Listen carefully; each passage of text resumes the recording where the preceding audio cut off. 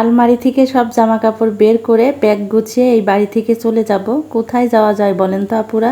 আসসালামু আলাইকুম এভরিওয়ান, কেমন আছেন সবাই? এই তো আবার সকাল থেকে ভিডিওটা শুরু করলাম। সকালে ঘুম থেকে উঠে রুটি পরোটা ভাজি এটাই করা আমার প্রথম কাজ। প্রথমে একটা আলু আর পটল দিয়ে ভাজি করে নিয়েছি, তারপরে আটা সিদ্ধ করে রুটিগুলা বেলে এখন ছেঁকে নিচ্ছি।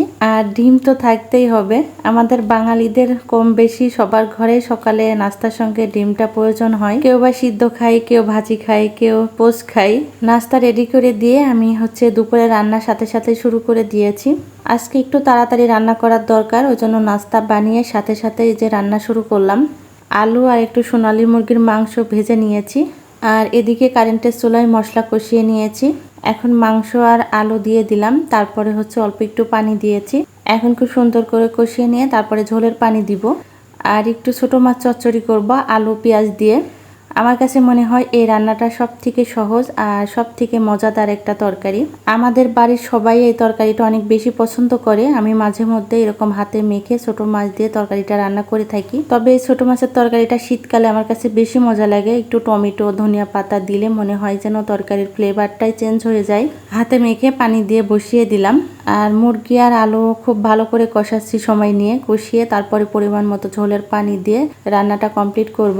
রান্না বান্না কিন্তু হয়ে গিয়েছে, আর আমি এই ফাঁকে যতগুলা থালা বাসন ছিল ধুয়েছি, রান্নাঘরও ক্লিন করেছি। দুপুরের রান্নাটা যেদিন তাড়াতাড়ি করা হয় সেদিন কিন্তু অনেক কাজ করার সময় পাওয়া যায়।